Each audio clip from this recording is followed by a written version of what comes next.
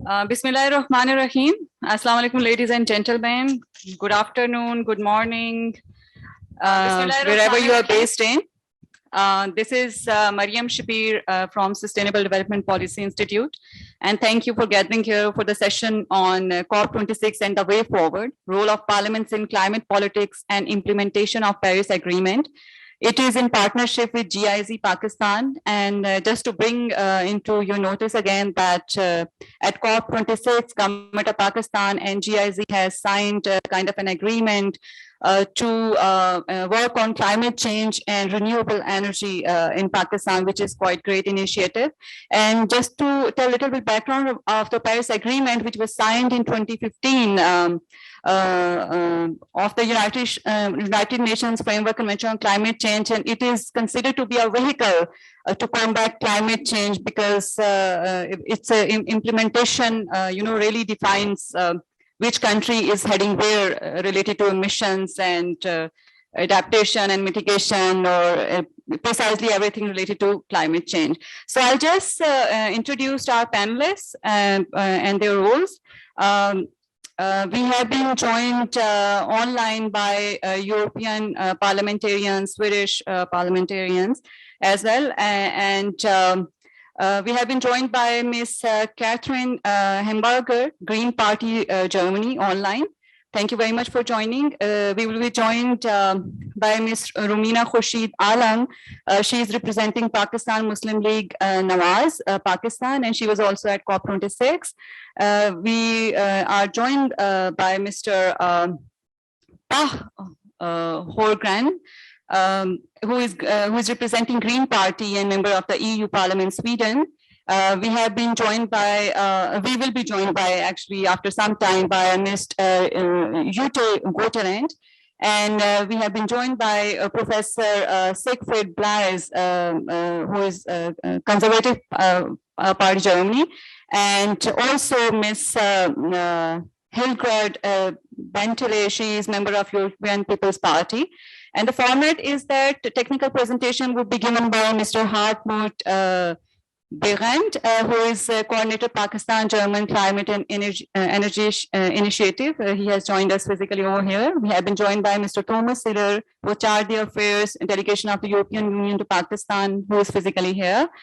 We will be joined by Mr. Riaz Fatyana, MNA and Convener Parliamentary Taskforce on Sustainable Development Goals, Government of Pakistan. He will be here in a while.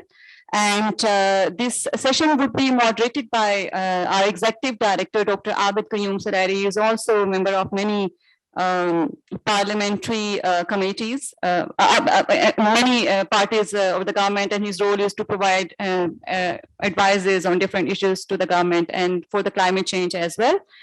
And with this short background, I'll now invite Mr. Hartmut to please give us a little background and set the scene for our panelists and for the audience. You have 8 to 10 minutes. Thank you.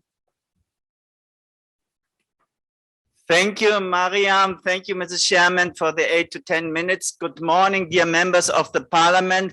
Good morning, ladies. Good morning, gentlemen. At first, before starting my presentation, my name is Hartmut Behrend. I'm the coordinator of the Climate and Energy Initiative between Pakistan and Germany on behalf of the German International Corporation, GIZ. And when Dr. Abid Suleri, the head of the Sustainable Development Policy Institute, and me were sitting together to plan this session, we planned the 9th of December because we were very sure on the 8th of December, Germany will have a new parliament. And this parliament will put into the forefront climate change, which happened since yesterday afternoon. And that in the paper of the coalition, the climate and energy initiatives are very, very strong. We are the first climate and energy initiative, which had been launched just 1 month ago on COP26. And with this, I'd like to start with my presentation. Can you play the presentation? Okay, I think we have to start with the first slide. No, this is not the first slide. We have to go, yes. So The name of this panel is COP26 and the Way Ahead, about the role of the parliament in climate politics and implementation of the Paris Agreement. Next slide, please. So we would like to pose you a lot of questions today because we are very curious. Here are some of the questions as example. What is the role of national EU parliaments in combating climate change? Was COP26 able to significantly further the implementation of the Paris Agreement? What is the role of national parliaments in combating climate change? How can Pakistan, Germany, and the EU play their role in enhancing the efforts and the combat about climate change? And how can Germany and the EU support Pakistan in tackling climate change? Next slide, please. To discuss this, we were able to invite some members of the parliament of Pakistan, of the EU, and of Germany. Next slide, please. They were already introduced. So I just give you some of the reasons why especially we invited not only Germany, but Sweden. So at first coming to Germany, I'm German, you know. Germany started with to handle climate change in the parliament since 1987. It was the first country of the world. So we started with an enquete commission in 1990. We had the first legislation on climate politics, on climate change, and in 1997 on renewable energies. Sweden was much more ahead with environmental politics with 1972 and the Stockholm Convention. Then I personally enjoyed very much being under Mrs. Margrethe Wallström in the European Commission, who was commissioner on environment from 1999 to 2004, and who was so strong to forward climate politics. Without her, we would not be there where we are today. And afterwards received a continuous high support on this agenda from Sweden, and especially they're the forerunners in energy efficient houses. We can learn a lot of them. Thank you. Now, a bit for the audience about the importance of the COP. The COP is of course, there for forwarding the United Nations Framework Convention on Climate Change, which has since COP26 a new target to limit global warming to 1.5 degrees. And COP, the 26 years now, like the 24th year SDPI, so on the average we are together 50 years, to come back to the COP. It's a cooperation of all the nations in the world. It's meanwhile the biggest international process, and the milestone was the Paris Agreement 2015, which really brought finally an agreement of the whole world how to limit global warming. We have here especially the national determined contributions. Currently, we did not arrive even at the 2 degrees, but we are on the best way. And one important milestone is, of course, climate finance to support developing country partners for adapting to climate change, for mitigating climate change. Next slide, please. Now, I try to summarize just the most important outcomes of this COP. The target was increased from 2 to 1.5 degrees to limiting climate change at 1.5 degrees above the pre-industrial level, which is very, very challenging because we are already at 1.2 degrees and we have a lot more to do than we did until now. The other one, we received more ambitious nationally determined contributions, especially from Pakistan, but still we are above 2 degrees above the pre-industrial level. We had a lot of pledges to net zero emissions by 2015, and we had the initiatives on methane and forestry. We had to postpone the commitments of the commitment to provide to developing countries $100 billion per year, at least from 2020 to 2023. But we committed ourselves to double the climate finance to developing countries for adapting to climate change by 2025 from now on. And the Paris rulebook, which are the guidelines, the laws, how to implement the Paris Agreement, has been finalized. Next slide, please. Now for the way ahead. The challenges are indeed the implementation of the next NDCs due 2025. which has to be increased a lot because there's a big way to go from 2 degrees to 1.5 degrees. Then the transparency initiative is a central cornerstone where we really can prove, are the numbers which are reported by the different countries, are this the real numbers?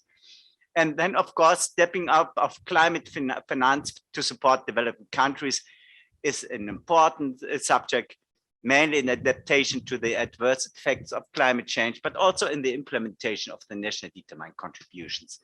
And with this, some important other issues I want to highlight. This is at first, Pakistan played a very crucial role on COP26. And I'm very sure that with these initiatives, we together would play a crucial role, Pakistan and Germany together.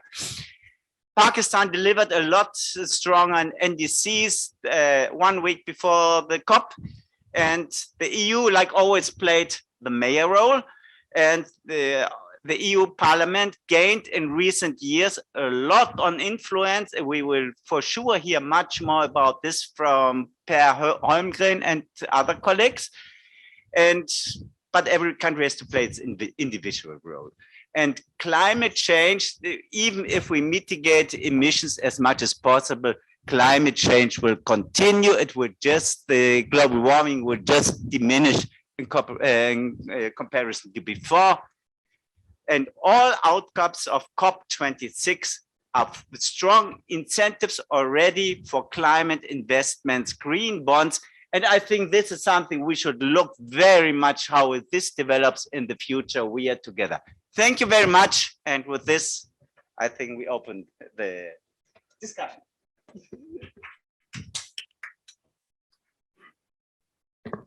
Thank you very much, Mr. Behrend, for your very concise, very crispy, and full of energy presentation. So not only that you discussed energy, but the delivery was quite energetic. Thank you. Ladies and gentlemen, in Glasgow, one of the positive achievements of Pakistan, as Mr. Behrend told us, was signing up an agreement with the Germans, cooperation on energy. And this is what he was highlighting. And of course, there are many other areas, especially when we talk of clean investment, green bonds, climate investment, green bonds. So it is some of the innovative means of organizing green financing, where some of the other instruments are like debt swapping for nature and green scoop bond, etc. But I'm glad that Germany is thinking about some of them. Now, I have on my panel with me, is Ms. Romina Khurshid online? Okay. She's in Poland, one of our MPs attending a meeting of International Parliamentary Union. So as soon as she comes in line, we'll take her there. So can I take advantage of the presence of, I have Mr. Holmgren, Green Party, member of EU Parliament, Sweden. Yeah, I'm here. Thank you. Good morning.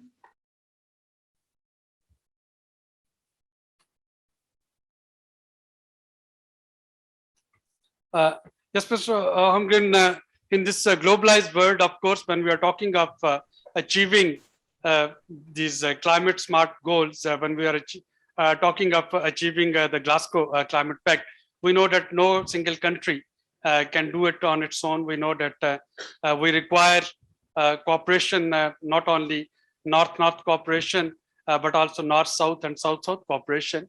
And in this context, of course, role of Sweden is quite important. And Pakistani audience who are sitting here, perhaps they would like to learn from your vast experience how we can promote such cooperation, and B, how our parliamentarians in Pakistan, they can take some of the cues from the European parliamentarians and the green parties which exist in the Europe to take this green and clean Pakistan agenda forward in the parliament. Floor is yours.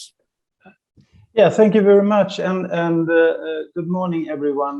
Really nice to be in Pakistan, although I'm physically here in Brussels. I'm a member of the European Parliament, as you said, a member of the Green Group.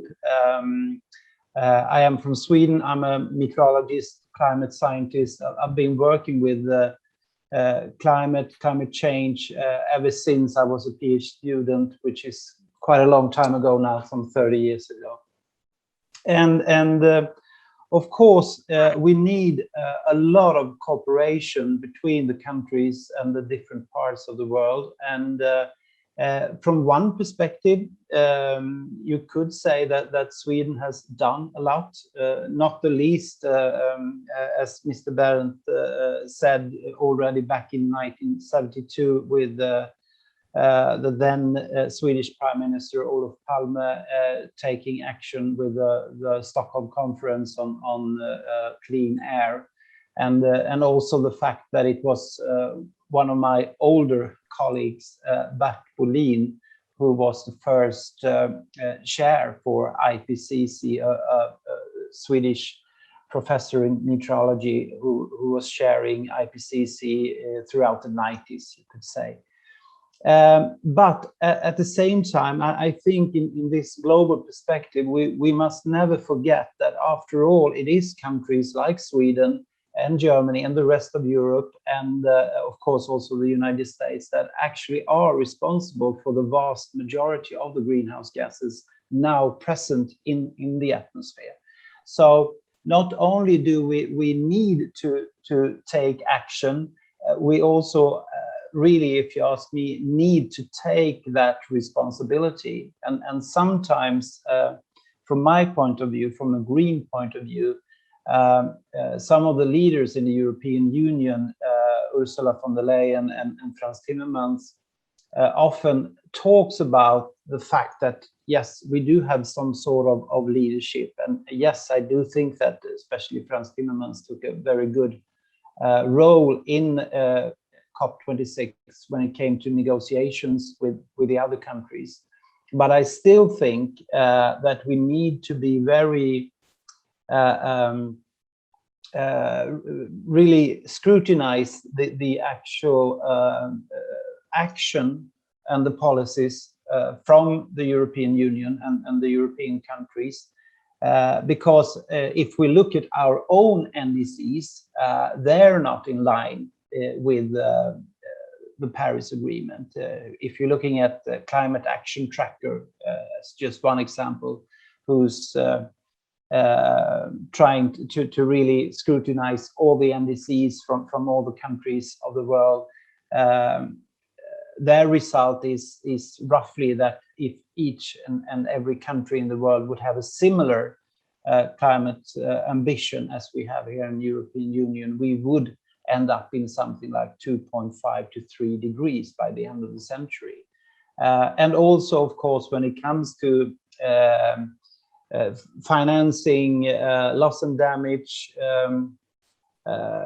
climate adaptation, and not the least, everything concerning climate justice, there Europe and United States, and of course Canada, and hopefully in the long run countries like Australia, etc., and the UK, they're not anymore a part of the real European Union family, unfortunately. But all these countries really need to step forward to take that responsibility when it comes to climate justice. Not the least in perspective that there are, of course, a few countries in Asia with very fast growing economies. And of course, hopefully, a country like Pakistan can make some sort of leapfrog, as you usually call it, when it comes to technique, and not get stuck in the fossil dependency that a country like China has been now for the last few decades. And that is very, very important. But I really want to stress that I never think it's never right or just to put the blame or the responsibility on growing economies in Asia. The major responsibility must still be in the really rich countries of the world, like many European countries who's been releasing greenhouse gases now for more than 200 years. And of course, the task ahead of us, being able to hopefully at least remain near 1.5 degrees towards the end of the century is a huge task.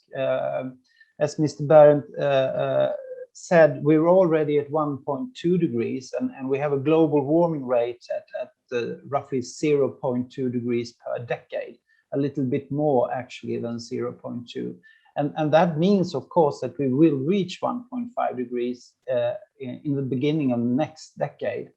And with the current ambitions, we will reach 2 degrees sometimes in the 2050s. But then after, we could, with climate neutrality on a global scale by mid-century, we could then, hopefully at least, decrease the global temperature towards the end of the century, and hopefully, theoretically, still be able to be within reach of 1.5 degrees. But still, with 1.5 degrees and some sort of stabilization when it comes to greenhouse gases and global warming itself, the climate change will still continue with rising sea levels for centuries, or in worst case, even millennia ahead. And one of the most touching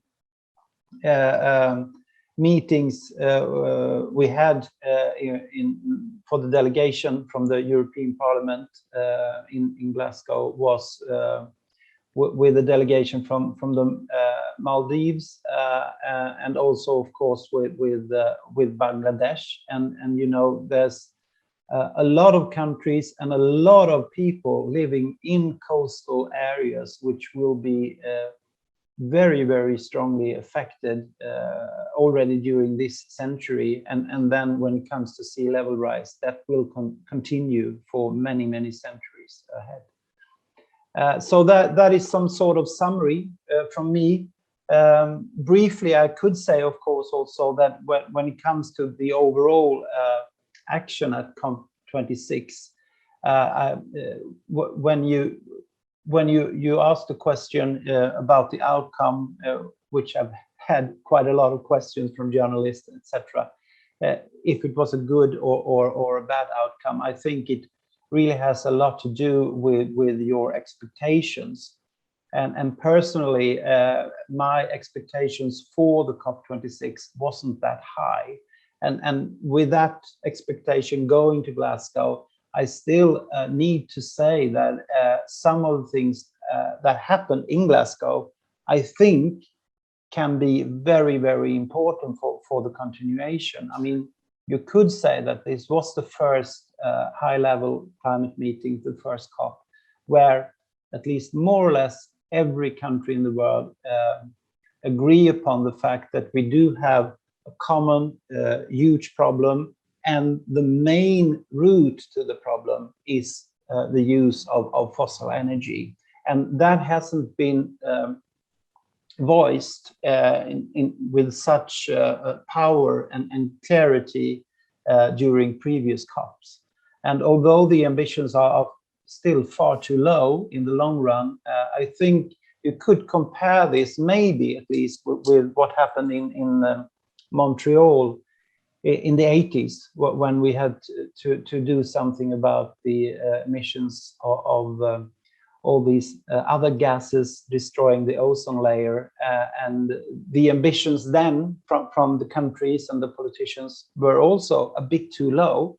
But once that framework were put in place, the market reacted much faster than the actual political ambitions in Montreal. And hopefully that will happen now as well. So that is probably the most important thing, if you ask me. Thank you very much. Hope to be able to return with more thoughts later. Thank you.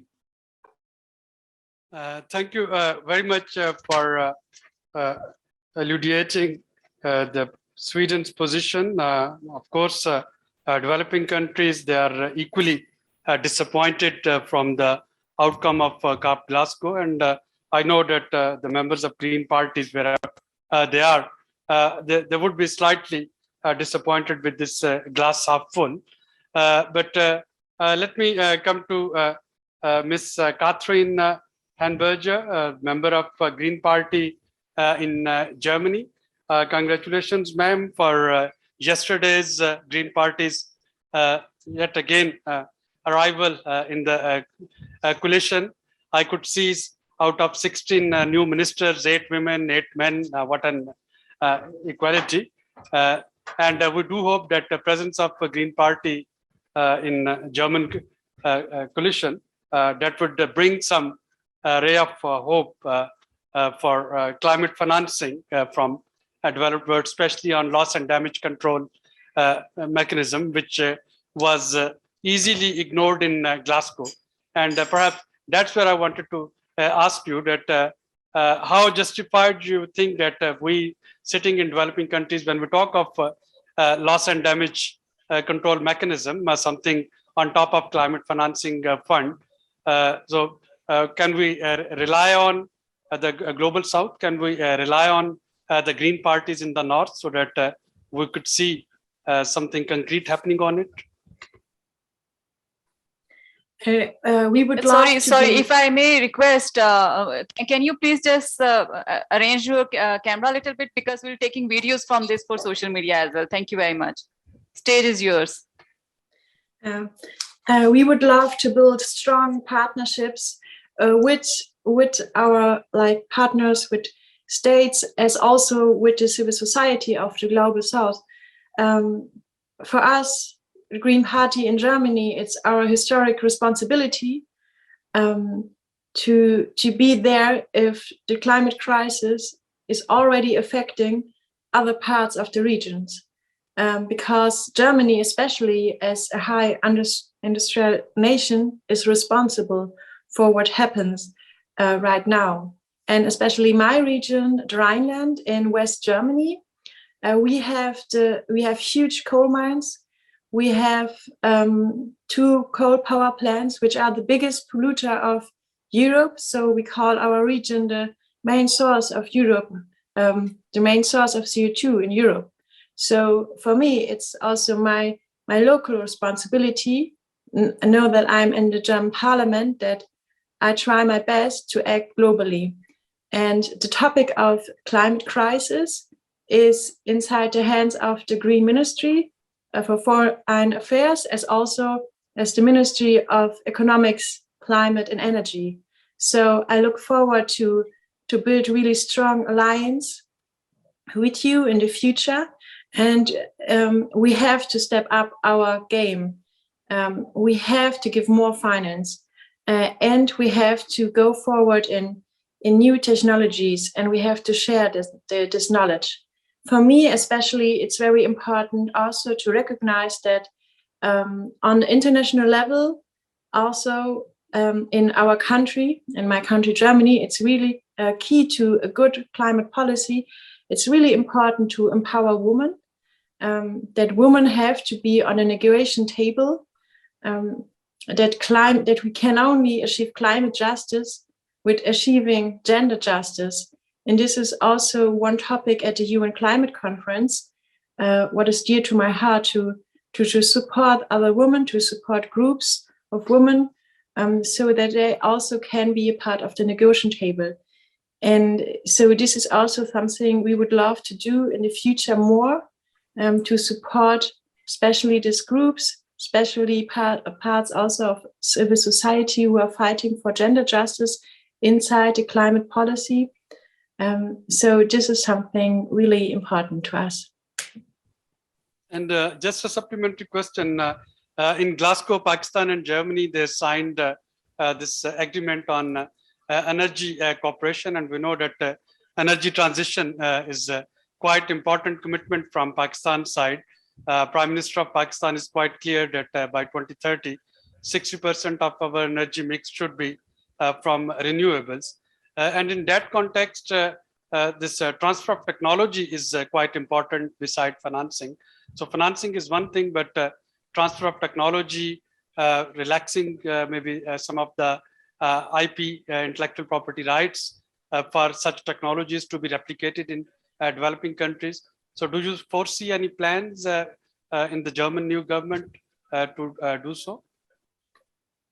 Yes, I mean, key also to a good climate policy is listen to the voices of the Global South. And so for me, it's really important to know what are the needs and what are the demands, and then to follow up. So to build up on this agreement, also we in Germany, we want to have 80% green technology, green energy until 2030. So we should work closely together on that topic and transform our economy, our energy system together, and to transfer also our technology, whatever you need. Would you like to add any comment on it? I just wanted to show that we are working. We are starting working together. We are here sitting here together to work together. Thank you. Thank you. And maybe if I can add something. Yes, please. For me, it's also very important to learn from other countries as well, because Germany does not know every solution, and that's what I learned at the UN Climate Conference. It's very important to listen to other countries, to other regions, because there are a lot of knowledge and solutions we have to learn from in Germany, so that we build a partnership where we learn from each other. That would be very important for me. Thank you. And I know you have to leave in next couple of minutes. If I can ask my last question, and that's about the carbon market mechanism. Pakistan and many other developing countries, we do have initiatives that we feel we can trade in this carbon market mechanism under Article 6 of the Paris Agreement. So any comments from your side how we can actually enhance our marketability? So yes, we also have to work together on that issue. For me, if I may say that, well, carbon market, for me, it's not the only solution or a really good solution to combat the climate crisis. So I'm a little bit skeptic about mechanism like carbon trade. I'm more a very practical woman, and I look more in the direction of what can we do really right now to shut down our coal power plants in Germany, which would be very, very important. So I think it's very important to look more on what can we do directly and what can we do now, and not believe that only, yes, the carbon market mechanism would save us. Well, I completely agree with you. This replacement of phasing out of this fossil fuel to phasing down of fossil fuel in the Glasgow climate pact, I think that was a big blow and a big jerk to all the campaigners who wanted to see fossil fuel phased out gradually. But hopefully, for the first time, it was actually incorporated in UNFCCC text. So again, we have to keep our joint work together. So I know, Ms. Henneberger, you have to leave. Thank you very much for joining us, and we will definitely make sure to have further dialogues where Pakistani MPs and European MPs, they can actually talk to each other to learn from each other's experience. And next on my panel is Professor Siegfried Balleis, Conservative Party, Germany. Are you online, Professor Balleis? Okay. Well, ladies and gentlemen, first of all, I'm very glad to be virtual with you on this line, and many greetings to Islamabad. First of all, I made to introduce myself. I had been for 18 years the mayor of the city of Erlangen, which is situated north Bavaria, and I have also been the speaker of the European Metropolitan Region of Nuremberg. And under my rule there, we defined already 10 years ago very ambitious goals for our region, which consists nearly of all over northern Bavaria. And as you have invited me not as a member of a parliament, because we heard already a member of the European Parliament, we heard already a member of the German Parliament, but I'm representing the local government level, and here politics becomes concrete. And my proposal is, what can we do in the cooperation between Germany and Pakistan? What can we do in the cooperation between the European Union and Pakistan? And as Pakistan is the 5th largest nation of the world, you have a very, very important role in this process. And I think you have a very good prerequisite for a cooperation with the industrialized countries. And now you may ask, how should this work? I'm quite convinced that we can only succeed in beating climate change if we are decarbonizing our economy. And how can this work? This can work only on the basis of a hydrogen economy.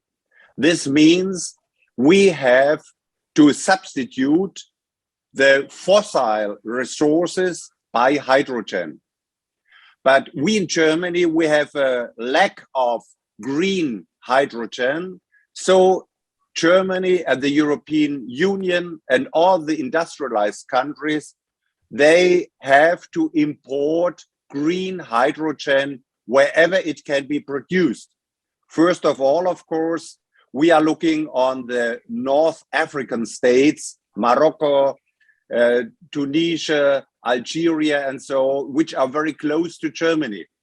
But Pakistan has great resources in the field of sun power and even in wind power, and you can produce renewable hydrogen. And the competition is, or the challenge is, how to transport this green hydrogen to Germany or to the European Union. But we have now very good possibilities for the transportation of hydrogen from ever in the world. You are producing it, maybe from Pakistan, maybe from the North African states to the European Union or to Germany. So my conclusion is hydrogen is the new oil, and who is prepared to produce this green hydrogen, this country will be a very important and preferred partner of the industrialized countries, especially Germany and the European Union. And Mr. Holmgren knows that the European Parliament passed a hydrogen strategy in July last year. We also have a hydrogen strategy in Germany, and we also have a hydrogen strategy in the country I'm coming from. This is Bavaria. So I'm quite convinced in beating the climate change, we have to cooperate in the field of the hydrogen economy. And I'm convinced that Pakistan can play here a very, very important role. And I repeat it, hydrogen is the new oil. Yes, sure. Hydrogen is a new oil, and obviously the technology to convert it into fuel it's still under process, and Pakistan need to acquire that technology too. I have with me our lady parliamentarian, Ms. Romina Khurshid, who is sitting, I think, at some airport in Poland. Romina, thanks for joining. Romina, we were just trying to make it an interactive session with the European parliamentarians. You have listened to some of the discussion. Any question from your side on parliamentary cooperation that you, being Pakistani parliamentarian, would like to see happening between Pakistan and between European parliaments? Thank you very much, Mr. Abid Suleri. It's a great honor, and it's, in fact, indeed, it's a great learning by listening my other parliamentarian colleagues from EU Parliament and from other sides too. And my most greeting and regards to all the colleagues who are sitting here and listening virtually and watching us. As we have attended the Glasgow COP26, and in which we have seen so much, we have learned so much, I strongly believe that it's very important and need of the time that the European, as the parliamentarians, I always believe that they can play a huge role as being a bridge among the countries. As the previous speaker, honorable member of the parliament from Germany, has mentioned a lot of things, lots of suggestions, and the good suggestions. And as he mentioned about the position of the Pakistan, what important position we are holding. And other than that, if on the world map, if you'll see the position of Pakistan, it's somewhere in the center. I always, as being a Pakistani, I always call it a heart among the world, and which can create lots of connectivity. But other than that, if we talk about the developing countries, and those are in the phase of below than the developing too, I think it's very much needed of our as being a member of a parliamentarians, because we are the voice of the people, by the people, and because of the people. So I think it's so much more important to do as put the pressure on those developed countries because of them who are suffering, and then the transfer of technology, that how the transfer of technology can play an important role, and then come up with the important legislations in specifically as being as we have witnessed in the COP26, that if one country is having any issue, we cannot come up with a proper draft, and we not everyone can come up with this thing. So I think majority should have to be authority, and then the voting process, and then other. I think these things also need to be looked after into it, and as SDPI and other global think tanks who are working a lot on the climate change sector, I think it's very much important and needed, and need of the time, because I don't think so that we have much more time left,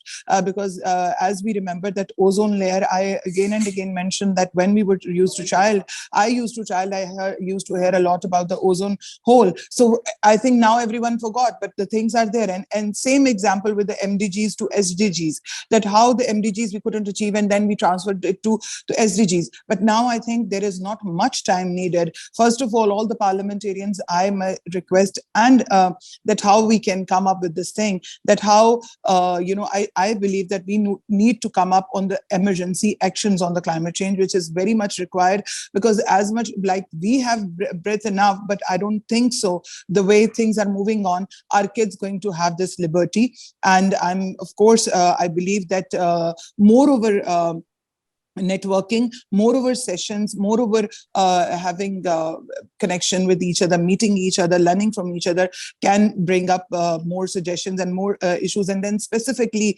as SDP has taken a great initiative of caucus on renewable energy, I think that is also a need of a time on which we need to come up with more actions, and we need to bring more member of parliaments from across the globe, which can come up with the weight and with moreover determination. Thank you so very much. God bless you all.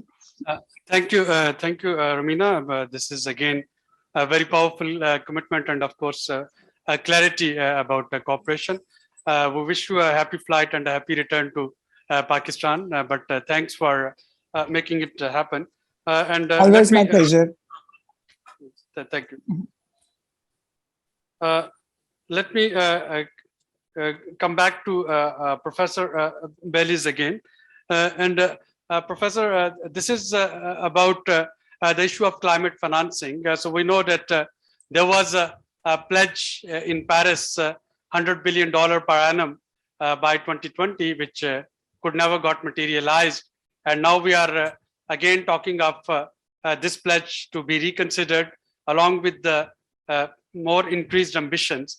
So while many of the countries, including Pakistan, we have provided our quite ambitious NDCs, when can we expect any progress on this climate financing? Your take on it?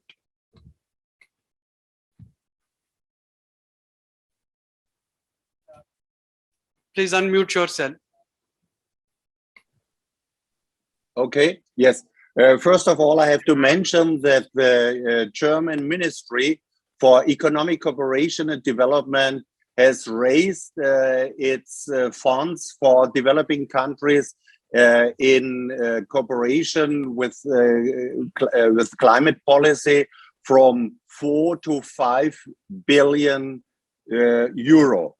And I'm quite convinced that the new ministry, Mrs. Schulze, which was appointed yesterday in the German Bundestag, she will continue this way. And as the Green Party, as one prominent partner, the new coalition claimed, she also wants to design a climate exterior policy. So I'm quite convinced that Germany will invest more money in the cooperation with developing countries or with the global south. And I'm quite sure that there will be many, many other private investments in this sector. Because, as you know, Germany is not able to produce the green hydrogen in their own country. Germany will depend on import of green hydrogen as it is dependent actually in the import of oil, for example. So I'm quite sure that those people who are ambitious in this field and explore and invest, for example, in photovoltaic, invest in wind energy, they will have a very good competitive advantage to other countries. So I only can say, and there is a wonderful report Mr. Behrend can talk about. His institution published, I think, 2 years ago, a wonderful report about the importance of sun power in Pakistan. And actually, you have only a percentage of 2% of your energy supply from sun energy, but you have sun from morning to evening and many, many days in the year. Though this is a resource, you have nothing to pay for it, and you have to use this resource. And you should invite not only governments to cooperate with Pakistan to use the sun power, but you should also invite private investors to invest in such photovoltaic areas or invest, for example, in wind farms, which are established in Pakistan. And I also want to add that, for example, if I look to China, I've been in China 3 years ago. They have built already huge photovoltaic farms of some square kilometers large. And I think this is a wonderful chance and opportunity also for Pakistan to gain money from producing green hydrogen and producing clean energy. Thank you very much for these practical suggestions. I'm sure that Pakistani parliamentarians sitting on the floor and join online, they would be taking account of it.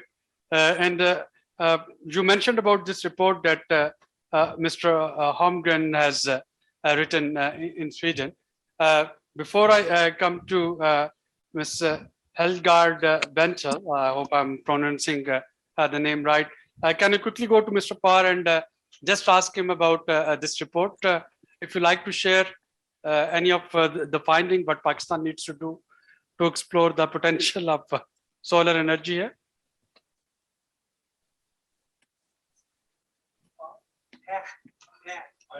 Mr. Pah. All right, I think you addressed the wrong person now, because I haven't written such a report. I think you were referring to Mr. Behrend, wasn't you? Yeah, I think so. But so I'm glad to offer the possibility for Mr. Behrend to answer that question. Thank you.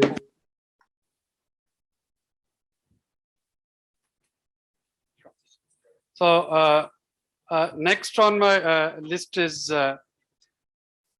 Ms. Bentala, European People's Party. Again, on this whole issue of cooperation, this North-South cooperation, and can we expect anything better in Egypt next year, while we'll be meeting again for COP27?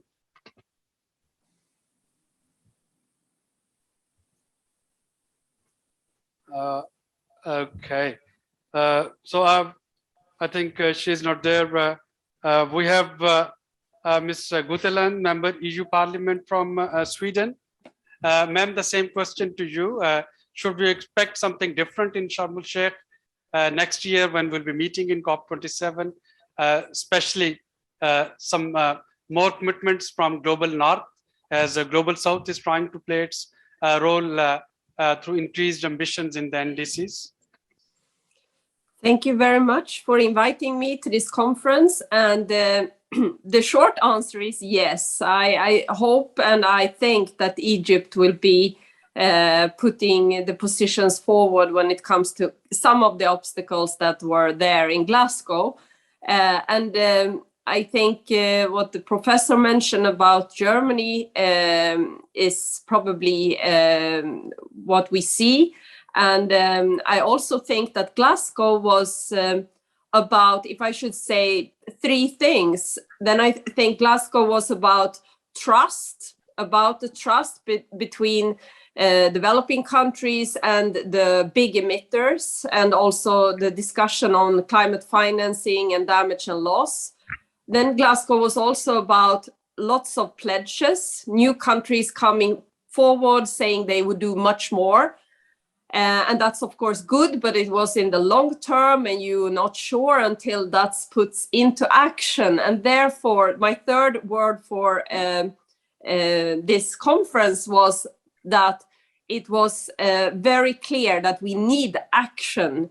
And that is what we need this upcoming year, both in front of Egypt, but also for the global stock take that we have ahead of us in 2 years. Thank you, Ms. Guteland. I'll again come back to you, but let me engage Mr. Riaz Fatyana here. Mr. Fatyana, he is the convener of Parliamentary Taskforce on SDGs in the Parliament of Pakistan, both houses, both the National Assembly as well as Senate, and he was also present in Glasgow. So, Mr. Fatyana, can I take your quick remarks and how you can foresee some sort of collaboration between Pakistani parliamentarians and European parliamentarians and taking this agenda for tackling climate change forward? Thank you, Mr. Suleri. Really, I'm grateful.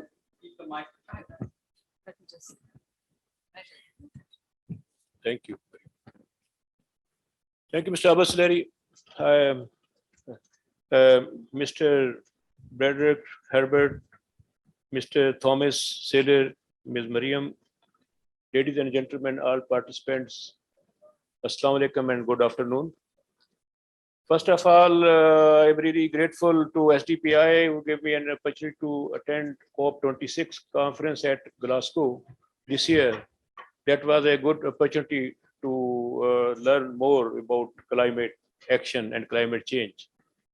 As you know, now we are completed around quarter century when we started this campaign for climate from Rio. From Rio to Glasgow, we crossed many good events like that was a good start in Rio, then in Tokyo, then in Paris, and now at Glasgow. But question is that in 25 years, mostly we see promises. Implementation is yet to take off. And secondly, there is need to reduce emissions, and most emissions are produced by capitalist and rich and industrial countries. Pakistan's share is only 1%. This is very minimum, you can say. Our neighboring country is producing 13% of emission. And our one major biggest country of the Asia is producing 23%. And Europe, if you count America, they are producing more than 25%.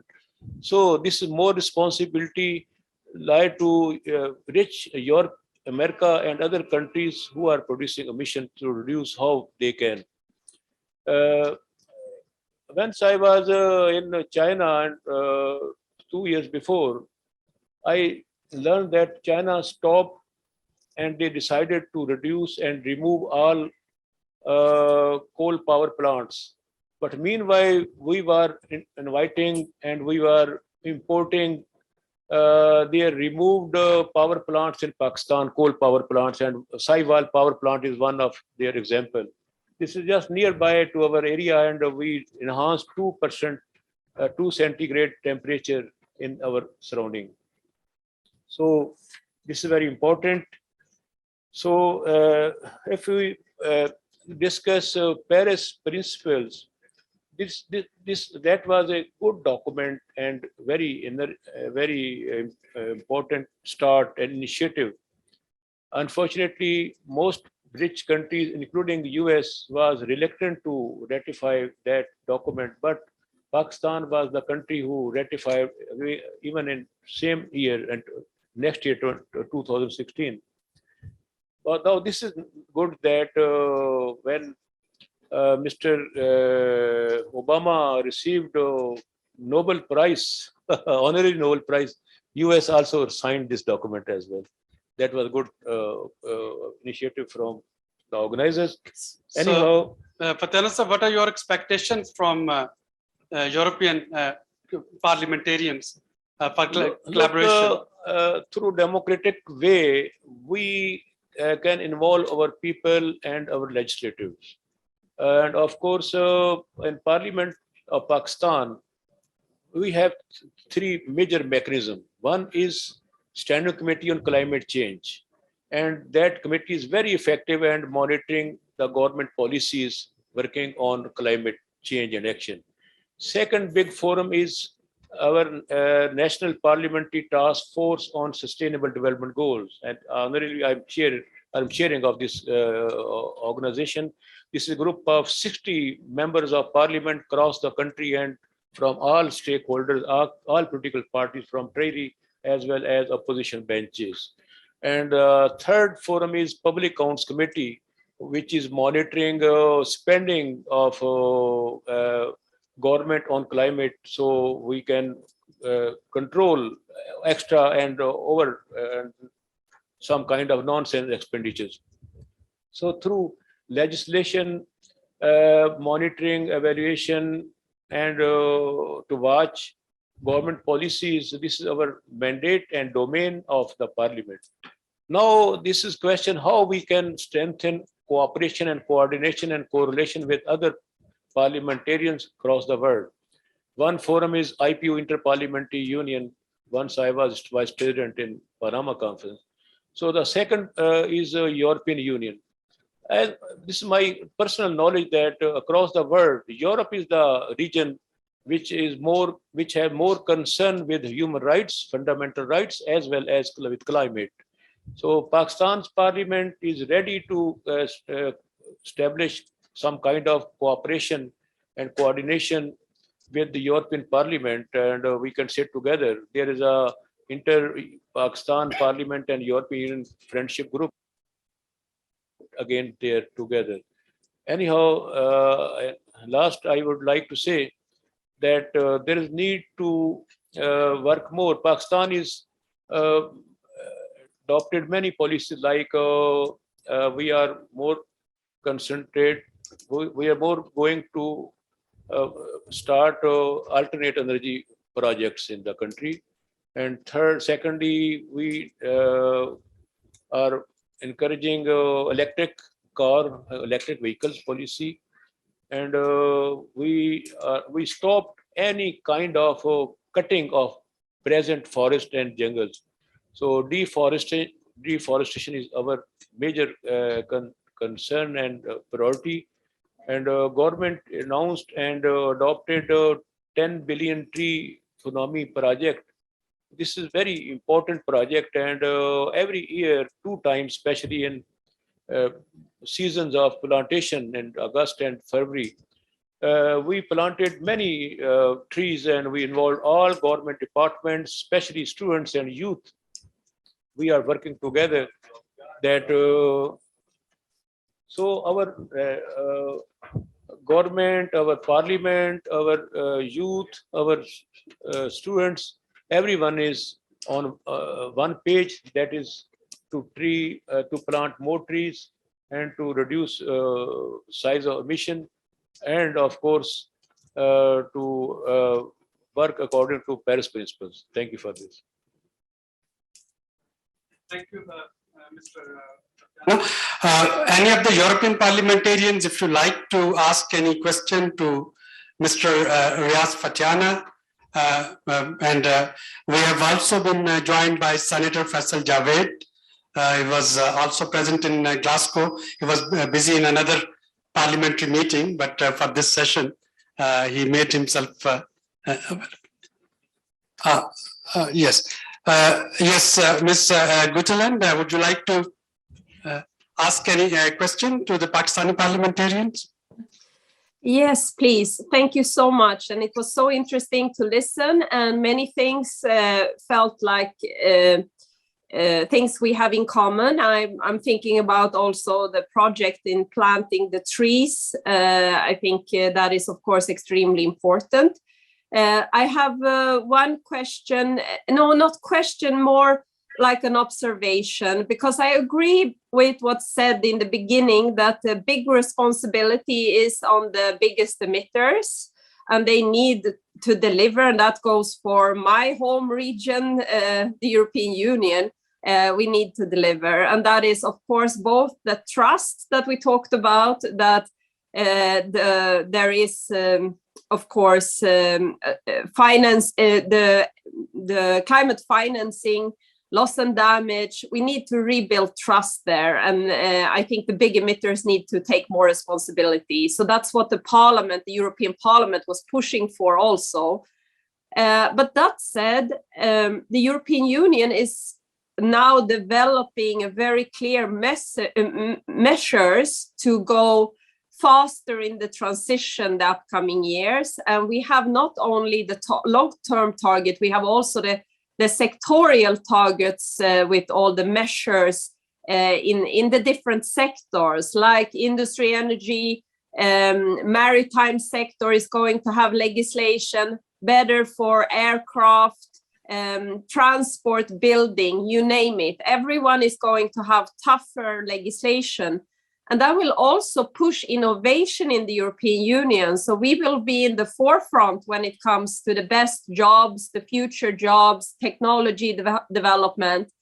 And I must say, as an advice, that if developing countries come behind this transition too, that will be an economic catastrophe for the future. So even if one doesn't have the same responsibility, we need to build measures to help different countries to come into this transition and have the newest technology and be part of this transition.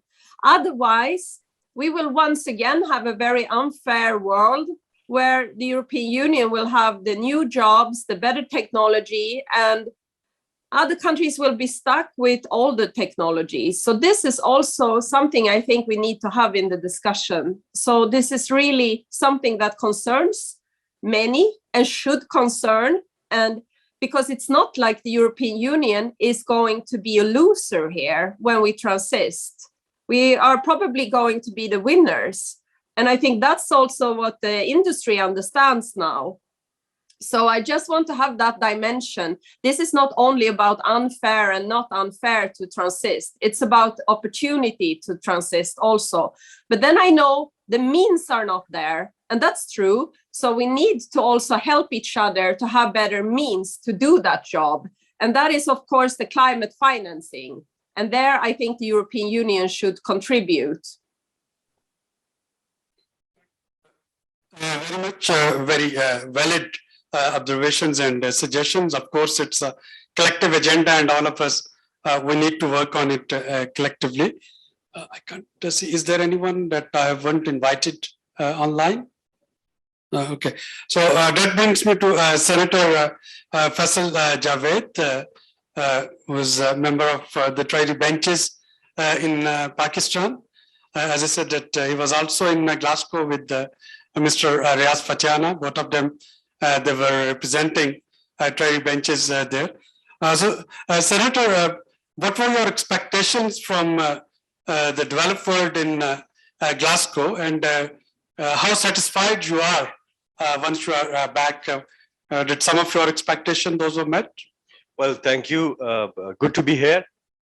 Well, regarding expectations, I would say, you see, what happened in 2009, then in 2015, the Paris Agreement. I think there has to be more of a practical approach to this whole thing. All commitments, those were made earlier, have not been fulfilled. You know, Pakistan pledged a case of all developing countries at the COP as well, at the IPU forum as well. At Inter-Parliamentary Union meeting at Glasgow, we talked about how we are concerned that developed countries really need to sort of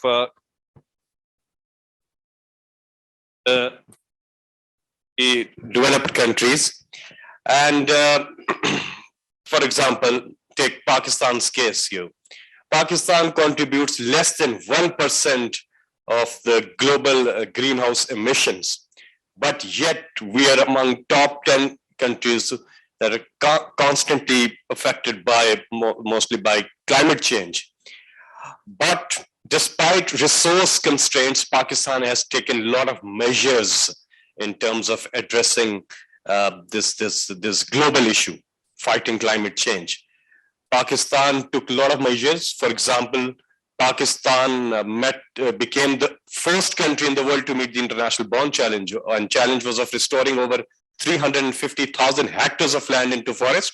Pakistan restored over 600,000 hectares of land into forest and planted over 1 billion trees in the KP province. And now we have launched another campaign of planting 10 billion trees across Pakistan. Out of that 10 billion, we have already planted over 1.5 billion trees. So, and also Pakistan met the UN action, UN climate action goal SDG 13, and that too a decade before the deadline. And then Pakistan also planted the largest Miyawaki urban forest in the world in Lahore. So, I mean, there are a lot of initiatives that Pakistan has taken, the Clean Green Pakistan Index, and also by 2030, the overall energy mix of Pakistan will be converted to clean energies, to 60% of it by 2030. And out of 100 vehicles, 30 will be on electric by 2030. So 30% of vehicles will be on electric by 2030. And Pakistan has further pledged to reduce even the less than 1% of the greenhouse emission. We will reduce it further by 50% by, say, 2030. So Pakistan is taking a lot of measures. There is commitment, a practical approach there in terms of addressing this global issue. But expectation from the developed countries is that they they should make things happen now, practically. $100 billion a year coming to developing countries hasn't seen the light yet. और थोड़ी उर्दू में बात करूंगा, I love to speak in Urdu. देखिए, पाकिस्तान ने अपना मुद्दा जो है वो बयान किया है COP26 पर भी, कि पाकिस्तान डेवलपिंग कंट्रीज की इसलिए बार बार बात करता है कि हम लोग इस प्रॉब्लम में कंट्रीब्यूटर नहीं, हम तो विक्टिम है क्लाइमेट चेंज का, मौसमियाती तब्दीलियों का. पाकिस्तान उसके अंदर प्रॉब्लम नहीं है, पाकिस्तान सॉल्यूशंस की तरफ जा रहा है.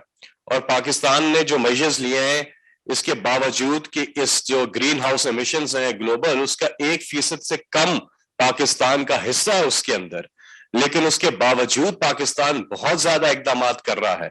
आज से 4 साल पहले क्लाइमेट चेंज की यहाँ बात भी नहीं होती थी, एनवायरनमेंट की कोई बात भी नहीं करता था. और अब देखिए SDPI में जिस तरह से ये कॉन्फ्रेंस रखी है और यहाँ पे भी बात हो रही है, दुनिया भर से पार्लियामेंटेरियंस जो हैं वो इस पे बात कर रहे हैं. हमारे यहाँ जो कैंपेन्स लॉन्च की प्राइम मिनिस्टर इमरान खान साहब ने, पहले खैबर पख्तूनख्वा में जब हमारी गवर्नमेंट थी, तो हमने एक चैलेंज ले लिया कि 3.5 लाख एकड़ जमीन जो है उसको हरियाली में कन्वर्ट करना है. पाकिस्तान ने उससे डबल जमीन को हरियाली में कन्वर्ट किया, कुछ 6 लाख से ज्यादा एकड़ बंजर जमीन को हरियाली में कन्वर्ट कर दिया. ये चैलेंज दुनिया का पहला मुल्क बना पाकिस्तान जिसने मीट किया.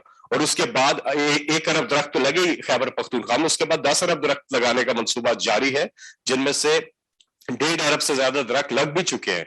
और साथ ही में जो UN का क्लाइमेट एक्शन गोल है SDG 13, वो पाकिस्तान ने मुकर्रर जो हदफ था उससे 10 साल पहले उसको अबूर किया है. ये बहुत बड़ी कमाल है. और फिर जो पाकिस्तान अब जो करने जा रहा है, जो ओवरऑल हमारा जो एनर्जी मिक्स है, उसका 60% जो है वो क्लीन एनर्जी में पाकिस्तान शिफ्ट कर देगा 2030 तक. और जो गाड़ियां, हर 100 में से 30 गाड़ियां जो है वो इलेक्ट्रिक पे चली जाएंगी 2030 में. तो ये बड़े इक़दामात हैं. इसके साथ साथ मैंने बताया जैसे कि मियावाकी जो जापानीज टैक्सीज है, 10 गुना तेजी से दरख्त उगता है उसमें. वो पाकिस्तान ने दुनिया का सबसे बड़ा जंगल लगा दिया लाहौर में, अर्बन फॉरेस्ट. ये एक कमाल. और भी लग रहे हैं. साथ में हमारी कुछ और इनिशिएटिव्स लिए हैं कि कोविड टाइम्स के अंदर पाकिस्तान ने 15 नए नेशनल पार्क्स जो हैं वो अनाउंस किए हैं प्रोटेक्टेड एरियाज इनिशिएटिव के तहत. और 10 डैम्स बनेंगे 10 सालों में. 10 years 10 डैम प्रोजेक्ट भी जारी है. और ये डेकेड ऑफ डैम्स जो प्राइम मिनिस्टर ने इसको जो है नाम दे दिया. तो बड़े कमाल इकदाम कर रहा है पाकिस्तान. लेकिन जरूरत इस अमर की है कि जो तरक्की याफ्ता ममालिक हैं, वो जो तरक्की पजीर ममालिक हैं, उनके साथ कोलैबोरेट करें. क्योंकि $100 बिलियन की बात हुई थी पेरिस एग्रीमेंट में, और उसको अभी तक प्रैक्टिकल अप्रोच उसको नहीं दी गई है, उसको इम्प्लीमेंट करके नहीं दिखाया है. ये बहुत जरूरी हो गया है. और ये मुद्दा है पाकिस्तान का, और पाकिस्तान हर फोरम पे इस आवाज को उठाता रहेगा और बढ़ाता रहेगा. और आप सब भी जब भी बात करें तो इस पर जरूर बात करें कि ये सिर्फ हमारा प्रॉब्लम नहीं है, सारी डेवलपिंग कंट्रीज का एक प्रॉब्लम है. और सब इस पे मुत्तफिक थे. IPU की मीटिंग में सारे वहां पे मुत्तफिक थे इस बात पे कि COP26 में भी बातें नहीं होनी चाहिए, बल्कि काम होने चाहिए. और एक टेंजिबल मेजर्स जो है सामने टारगेट सेट करके उनको मीट करना चाहिए. बहुत बहुत शुक्रिया. Thank you, Senator. And Senator was explaining different initiatives that Pakistan has taken for ecosystem protection, preservation, and to tackle climate change. And this punchline was that without a strong collaboration and cooperation between Global South and Global North, many of these things perhaps those could not be sustained. My online honorable parliamentarians who has joined us online. Would you like to ask any further comment from Senator Faisal or to Mr. Riaz Fatyana before I could move to Mr. Thomas Seiler, the last speaker of the day?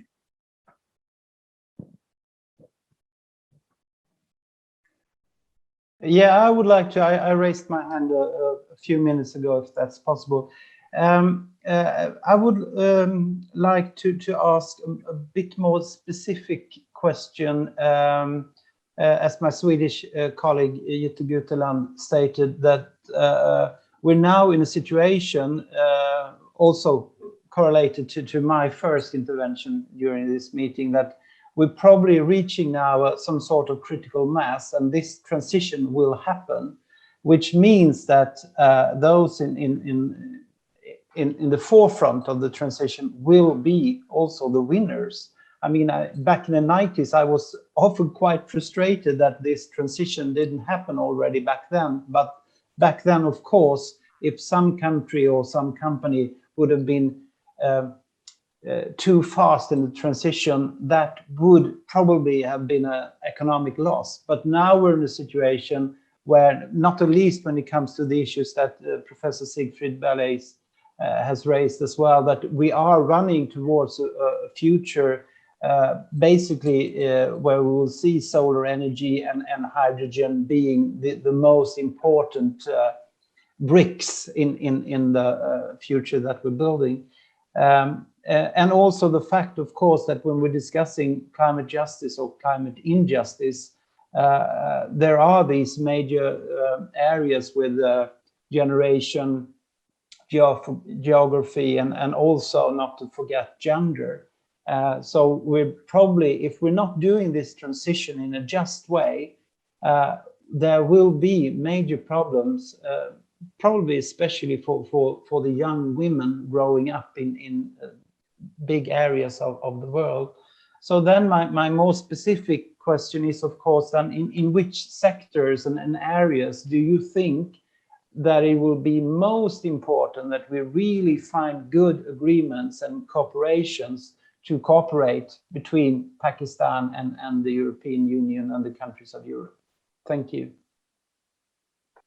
Thank you very much, very encouraging. Mr. Fatyana, just concluding comment, we really wanted to know more about your SDG task force in the parliament, how effective it is. What is it that we can present to our European dignitaries when we talk of our parliamentarians, task force and SDG, and what sort of collaboration perhaps they can offer? After prolonged lockdown due to COVID, due to COVID pandemic, Parliament is now functional, and SDG Secretariat Pakistan National Task Force on Sustainable Development Goal is ready for establishment of cooperation among legislators from Pakistan as well as from European Union. So in the field of capacity building, research, and to start education on climate change, to improve our curriculum, research support, and exchange of our experiences. This need for to sit together and have some kind of cooperation. To host a parliamentarians conference on SDGs sometime next year. Yes, we are expected to organize the third Asia Regional Parliamentary seminar on SDGs in collaboration with IPU and other donors in the month of February next year, 2022. And some people from European can reach and join us as observer, because mostly Asian parliaments are being invited. But our friends from Europe, if they are intend to visit, yes, we can invite them as an observer. I think on behalf of Mr. Fatyana, let me take the liberty to extend this invitation to our online dignitaries who are there to join that IPU's conference in Islamabad, either in online or in person. And the last comment from you, Mr. Senator Javed, I know that in the parliament you are, along with Fatyana Saab and other colleagues from opposition benches, you are in the process of announcing an energy transition caucus. Can you tell us briefly about that caucus, what purpose will it serve? Yeah, I mean, it's a brainchild of yours. You would know about your baby more than anybody else. But I think it's a need of the hour. We need to, we have announced it in Glasgow as well. Malak Amin Aslam, who's advisor to the Prime Minister on climate change. And this parliamentary caucus will be established here in Islamabad. Members from the Senate and the National Assembly will be part of it. And you see, we need to have more engagements with global MPs.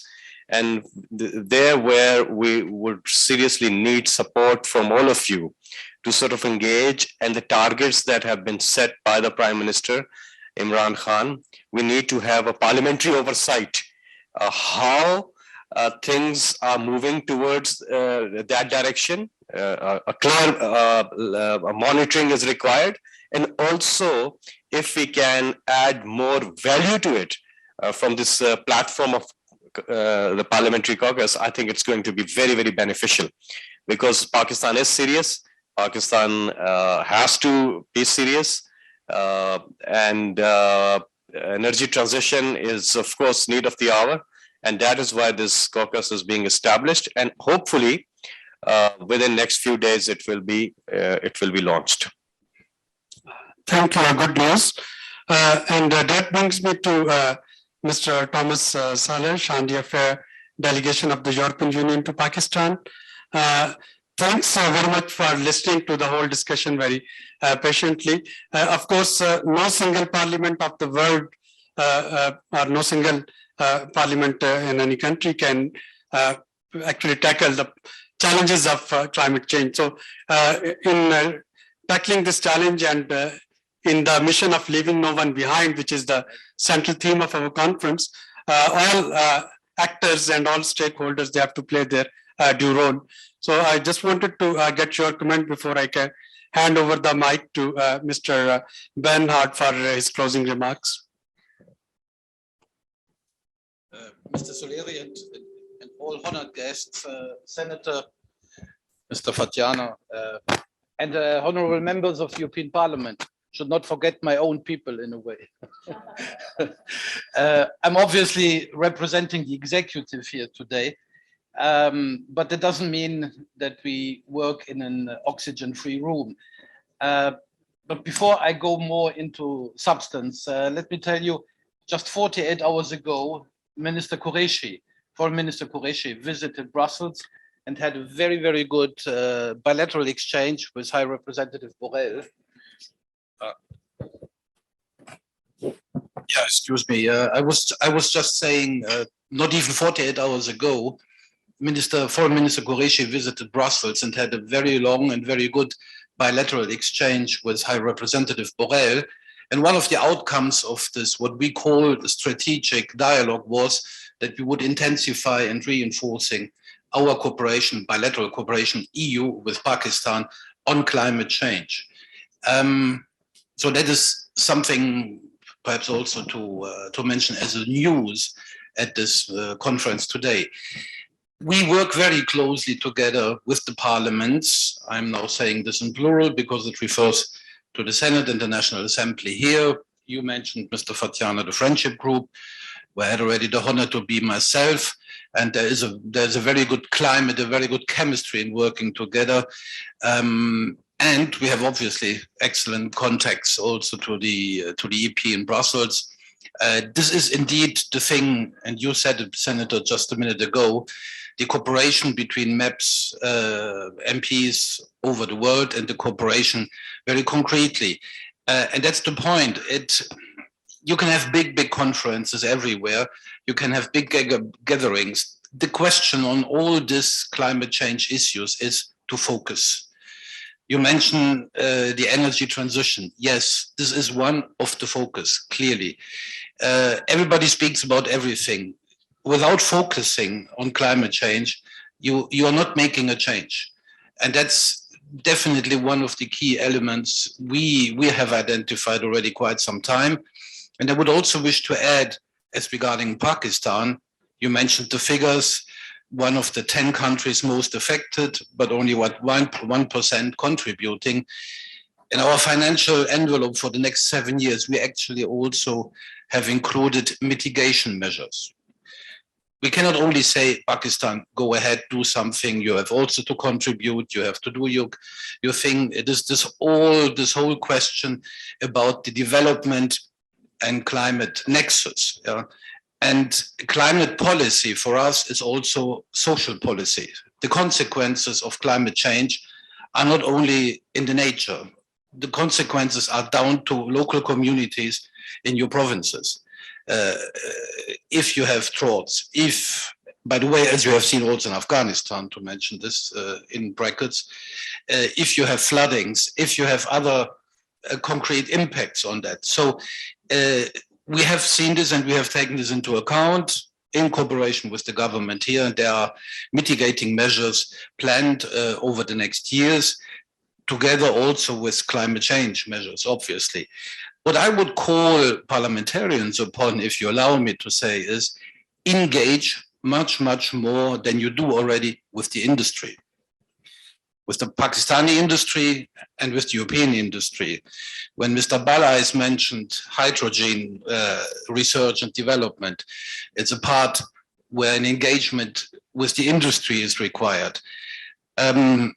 All the progress in Europe we have made in terms of environmental protection and climate change would never have been possible without engagement by the industry, by car producers, by the heavy industry, even by the coal production industry, because at one point in time there is to be the readiness by the industry to follow the policy, to follow the political requirements. And that's perhaps also something on the cooperation level that we should look at. Is there a possibility to bring together much, much more industries on the two sides, European industries, Pakistani industries? There could also be a direct channel for energy transition policy, not only with all due respect to all the people engaged, not only at the purely political level, but also at the industrial and at the commercial level. I think that that is a point that should definitely be made and be taken into account. But parliamentarians can be the vehicle for this. You have to push, and it is your task, you have to push the industries, the representatives of big companies, big producers, to help and to be engaged and to do concrete things. I repeat, the focus is what counts. When you were talking about projects next year regarding cooperation between parliaments, concrete setup here of groups, we are ready to facilitate to the extent possible between the European Parliament and you here, to whatever we can do. And that's obvious, is also our task as climate diplomats in a way here, and ready to help on this further. So in a nutshell, the role of parliamentarians, wherever they are, and again, Senator, you said it very nicely, actually, worldwide, is to work together on the subject and to identify where which concrete need is and how to tackle that need. Because otherwise, we end up talking that everybody talks about everything and everywhere. And that is not the solution. Pakistani needs are different from the ones of the Maldives, and Pakistani needs are different of the ones perhaps you have in Stockholm or in Oslo or in Madrid. So it is really about identification of the concrete needs, and then we can, on the executive side, on the government side, we can help with concrete measures and programs down to climate finance also. But it has to be clear what we are going to do and why and when. I would stop with this point.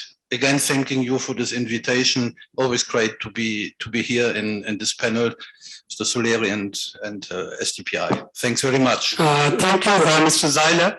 Any last one-liner from the honorable parliamentarians online? Any takeaway for way forward? Can I start with you, Mr. Pauch?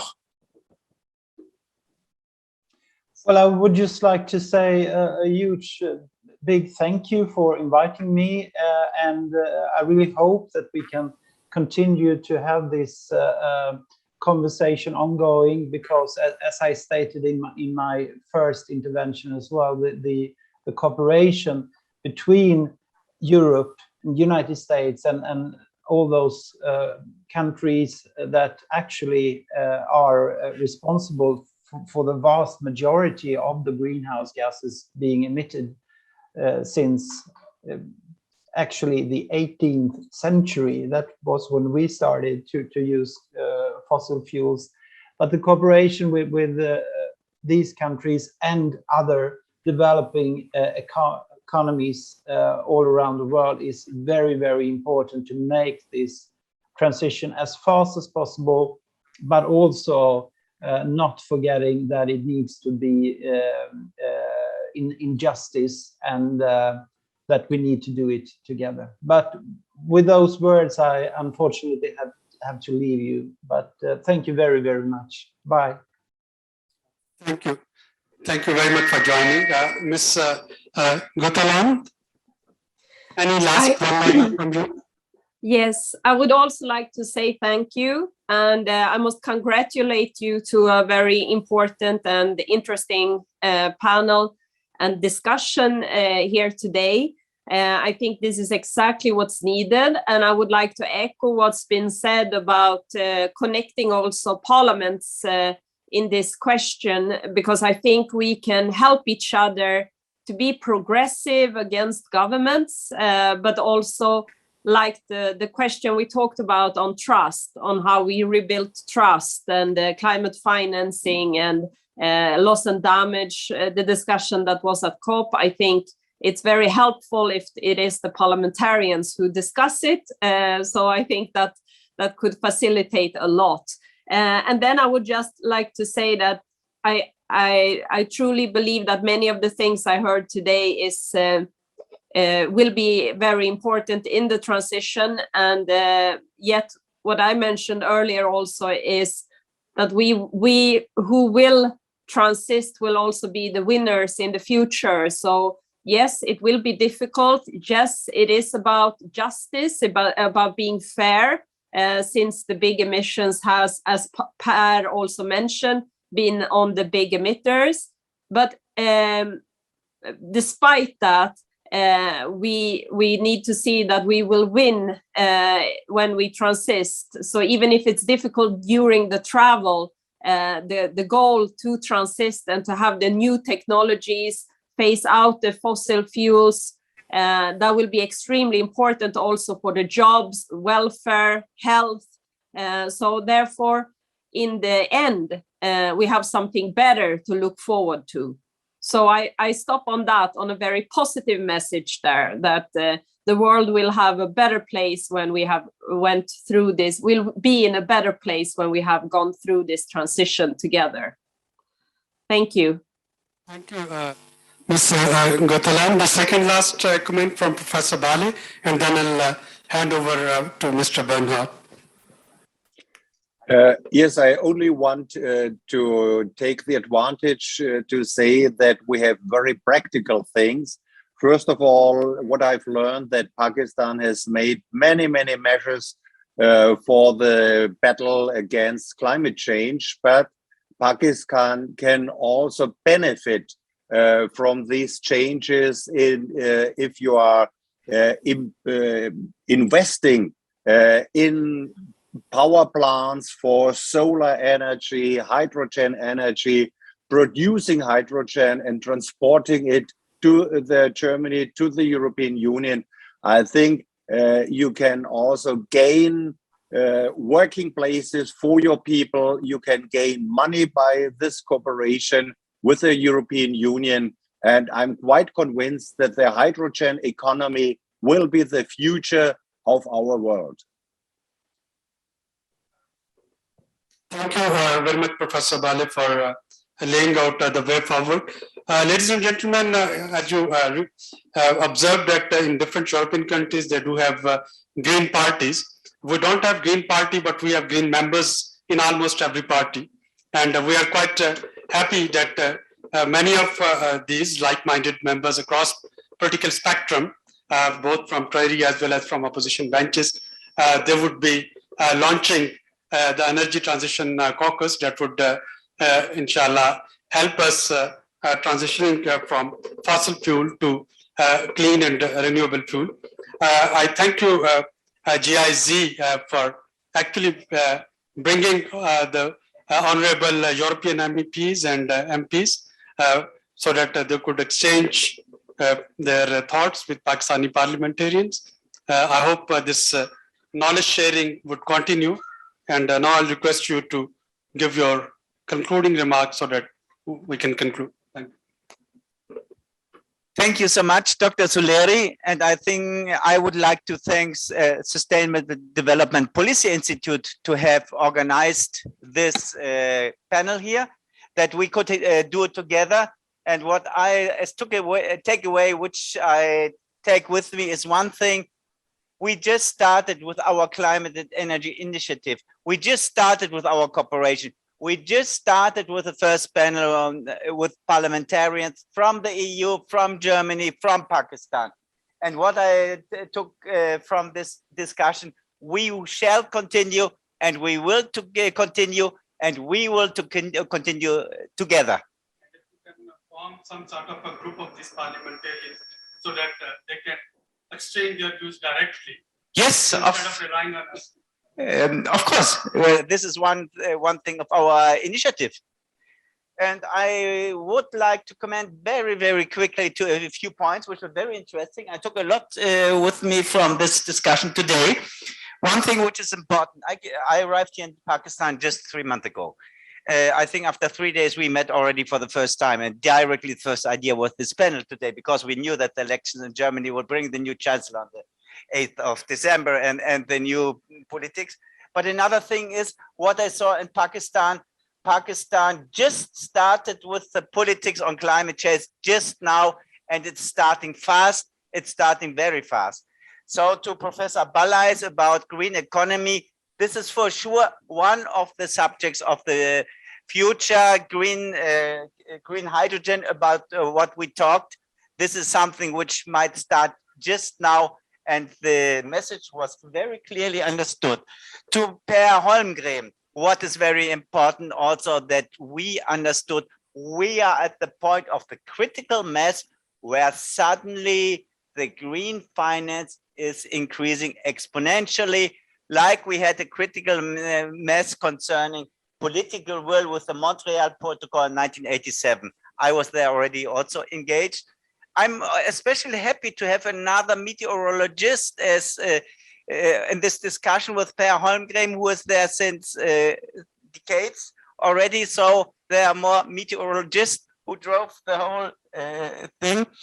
Then another thing which should be very important, which I like to point out, let me see. Yes, we are talking about parliaments. We are talking about the role of the parliamentarians, and it's very important what we understood for the parliamentarians to get voted, to see what the people want.